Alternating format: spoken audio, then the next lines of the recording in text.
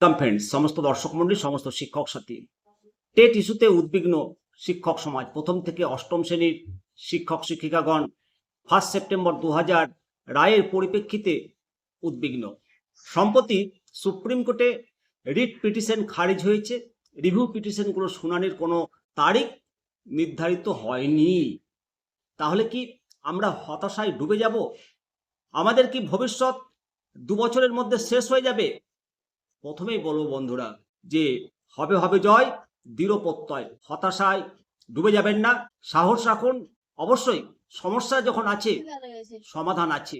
TET mandatory ইস্যুর প্রভাবে একটা শিক্ষকেরও চাকরি যাবে না। প্রত্যেকেই ফুল টার্মস সার্ভিস পিরিয়ড আপনারা কমপ্লিট করবেন, এটা আমি জোর দিয়ে বলছি। আপনাদেরকে আশার আলো প্রথমে শোনাবো, তারপর শোনাবো সুপ্রিম কোর্টের যে পদক্ষেপগুলো নিয়েছে এবং আমাদের যে ন্যাচারাল জাস্টিস, সেই ন্যাচারাল জাস্টিস পাওয়ার কতটুকু আশা আলো রয়েছে। প্রথমে আশার আলো, কেন্দ্রীয় শিক্ষামন্ত্রী মাননীয় ধর্মেন্দ্র প্রধানজির সাম্প্রতিক যে পদক্ষেপ, সেই পদক্ষেপ শিক্ষক সমাজের কাছে নতুন একটা আশার আলো। শিক্ষামন্ত্রীর সাথে বিভিন্ন জনপ্রতিনিধিদের বৈঠক এবং এই বিষয়ে স্থায়ী আইনি সমাধানের রাস্তা খোঁজা হচ্ছে বলে জানতে পারা গেছে।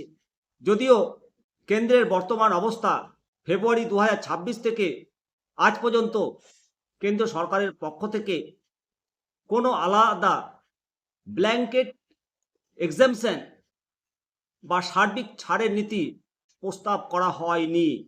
তবুও রিভিউ পিটিশনগুলোর শুনানি এবং সরকারি স্তরে আলোচনার ভিত্তিতে আইনি পরিবর্তন যে আসতে চলেছে, সেই সম্ভাবনা উড়িয়ে দেওয়া যাবে না।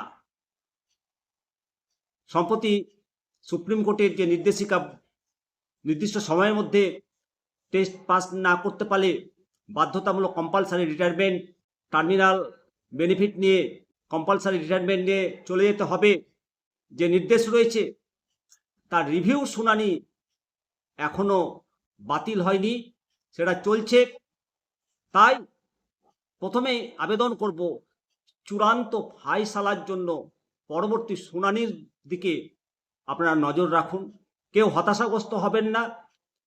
ভালো থাকবেন বন্ধুরা। অবশ্যই কমেন্ট সেকশনে কমেন্ট করবেন। টেট সংক্রান্ত আরও প্রশ্নের উত্তর নিয়ে আপনাদের সম্মুখে হাজির হব আমি, শিবরাম সরকার, নিমতিতা দর্শন। জয় হিন্দ, বন্দে মাতরম, ভারত মাতা কি জয়।